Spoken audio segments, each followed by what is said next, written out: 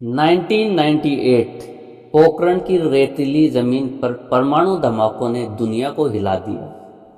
भारत ने अपनी ताकत दिखाई, लेकिन अमेरिका और यूरोप ने हमें घेर लिया। प्रतिबंध, आर्थिक दबाव, अलगाव, लेकिन एक देश ने दोस्ती का हाथ बढ़ाया और वो था रूस।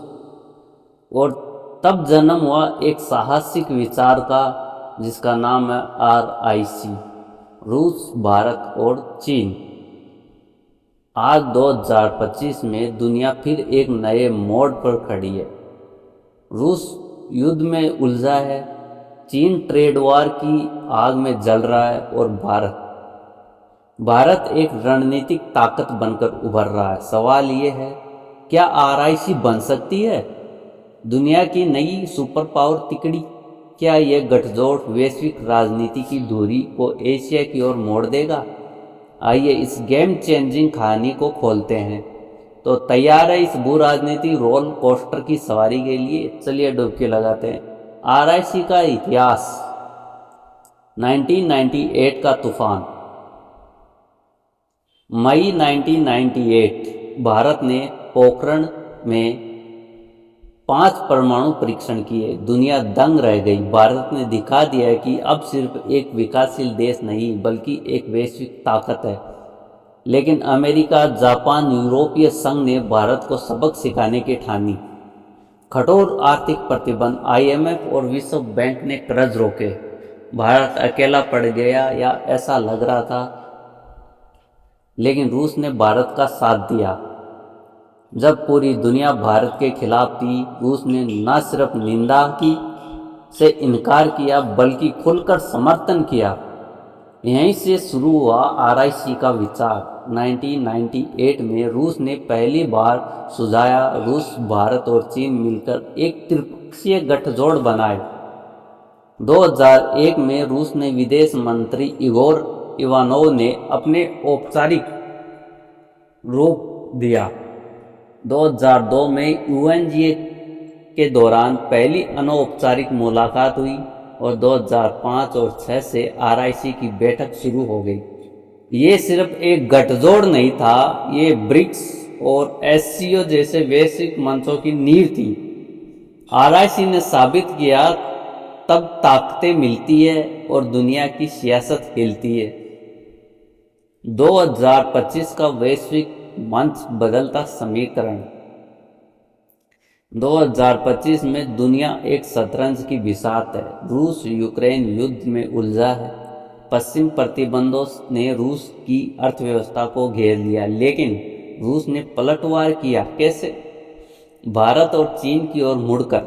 भारत और चीन आज रूस के सबसे बड़े ट्रेड पार्टनर है। रूस का तेल, हथियार, तकनीक अब एशिया की ओर बह रहे हैं।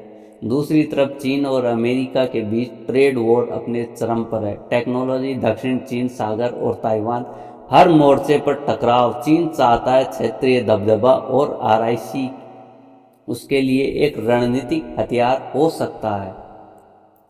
और भारत एक चतुर खिलाड़ी है।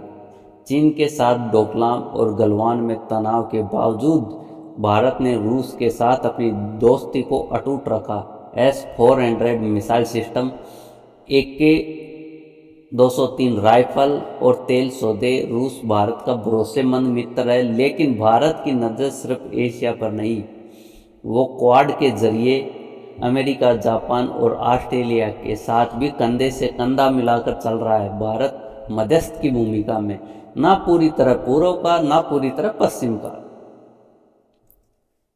रूस की RIC को पुनर्जन्म की रणनीति। रूस क्यों चाहता है RIC को फिर से जिंदा करना? जवाब साफ है, जरूरत। हर चीज की कोई ना कोई जरूरत होती है, वैसे ही RIC रूस की जरूरत है। पश्चिम प्रतिबंधों ने रूस के बाजार को सीमित कर दिया, लेकिन भारत और चीन मिलकर रूस को $200 अरब से ज्यादा का बाजार दे सकते हैं। रूस का तेल, गैस और हथियार अब भारत और चीन की ओर बह रहे हैं। सामरिक मोर्चे पर नाटो की आक्रामकता रूस के लिए सिरदर्द है। RIC के जरिए रूस एशियाई ताकतों को एकजुट कर नाटो को जवाब दे सकता है। और भू राजनीतिक रूस, भारत और चीन मिलकर एक मल्टीपोलर वर्ल्ड की मांग कर रहे हैं, जहां सारी ताकत सिर्फ अमेरिका के पास न हो। संयुक्त राष्ट्र में सुधार, वैश्विक संस्थाओं में नया नेतृत्व और डॉलर की जगह ब्रिक्स करेंसी RIC इस सपने को हकीकत बना सकता है। ये सिर्फ एक गठजोड़ नहीं, ये एक नई विश्व व्यवस्था की शुरुआत हो सकती। भारत की विदेश नीति संतुलन की कला। भारत की विदेश नीति एक तलवार के धार पर चल रही है। एक तरफ क्वाड, जहां भारत, अमेरिका, जापान और ऑस्ट्रेलिया के साथ इंडो पैसिफिक में चीन को काउंटर करता है। दूसरी तरफ ब्रिक्स और SCO, जहां भारत, रूस और चीन के साथ वैश्विक मंच पर खड़ा है। रूस से भारत को S-400 और AK-203 जैसे रक्षा सौदे मिल रहे हैं। चीन के साथ 2023 में 135 अरब डॉलर से ज़्यादा का व्यापार हुआ और अमेरिका वो भारत को टेक्नोलॉजी और रणनीतिक ताकत दे रहा है।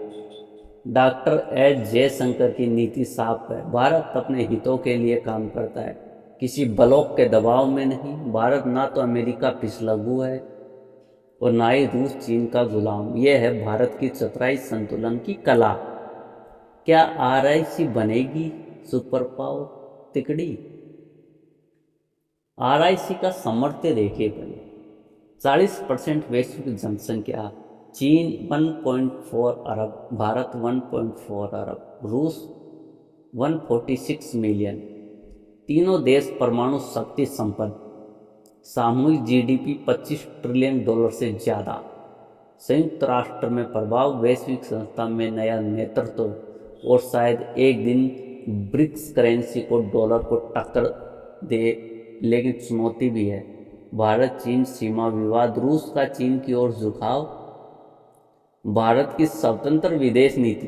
क्या भारत इस तिकड़ी को बैलेंस कर पाएगा या यह सपना हकीकत बनने से पहले टूट जाएगा? निकलता है RIC सिर्फ एक फोरम नहीं, एक रणनीतिक दृष्टिकोण है। अगर भारत चतुराई से चले तो RIC एशिया को नई ताकत दे सकता है और दुनिया को एक मल्टीपोलर वर्ल्ड की सैर करा सकता है।